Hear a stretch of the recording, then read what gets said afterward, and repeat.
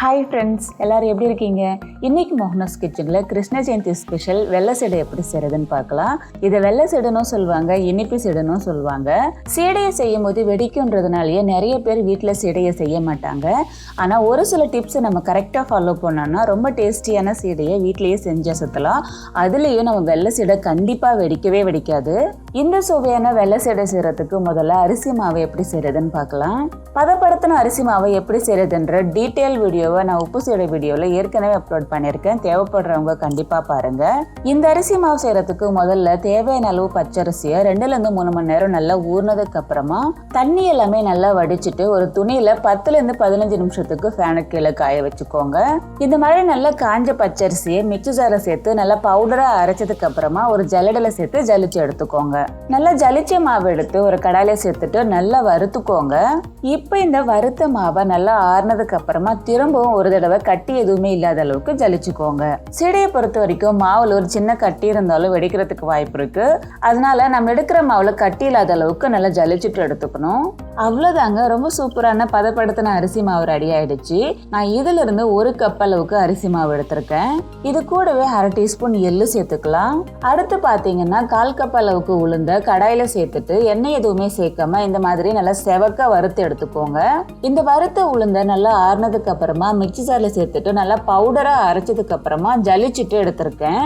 இதுல இருந்து 2 டீஸ்பூன் அளவுக்கு சேர்த்துக்கலாம்.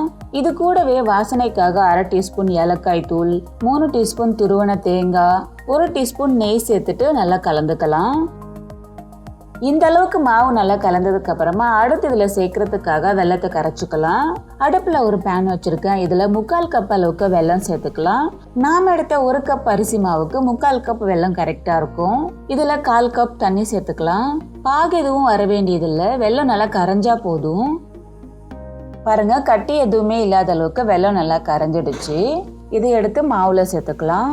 வெள்ளத்துல தூசி மண்ணெல்லாம் இருக்கும் இல்லையா, அதனால மாவுல சேர்க்கும் போது ஃபில்டர் பண்ணிக்கோங்க. கொஞ்சம் கொஞ்சமா வெள்ளைப்பாகு சேர்த்து கலந்துக்கலாம்.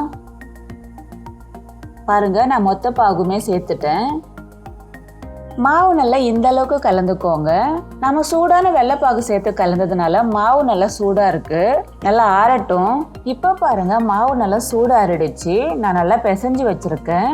மாவு நம்ம கையால் எடுத்து பிசையும் போது பாருங்க கையில ஒட்டவே இல்லை. வெள்ளை சீடைக்கு மாவு இந்த பதத்துல இருக்கணும். ஒருவேளை நீங்க பிசையும் போது மாவு கொஞ்சம் தண்ணி ஆயிடுச்சுன்னா கவலைப்பட வேண்டாங்க. கொஞ்சமா அரிசி மாவு சேர்த்து பிசைஞ்சுக்கோங்க.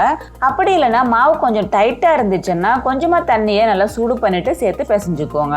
இந்த அளவுக்கு நல்லா பிசைஞ்சதுக்கு அப்புறமா இதுல இருந்து கொஞ்சமா மாவு எடுத்து உள்ளங்கையில வச்சுட்டு இந்த மாதிரி நல்லா உருட்டிக்கோங்க. ரொம்ப அழுத்தி உருட்ட வேண்டியதில்லை, லேசா உருட்டினாலே போதும். சீடை நல்லா உருட்டினதுக்கு அப்புறமா இந்த மாதிரி லேசா கிராக் இருக்கணும். அப்பதான் எண்ணெயில சேர்த்ததுக்கு அப்புறமா வெடிக்காம இருக்கும். நான் ஒரு பேட்சுக்கு தேவையான அளவு சீடையை உருட்டி இருக்கேன்.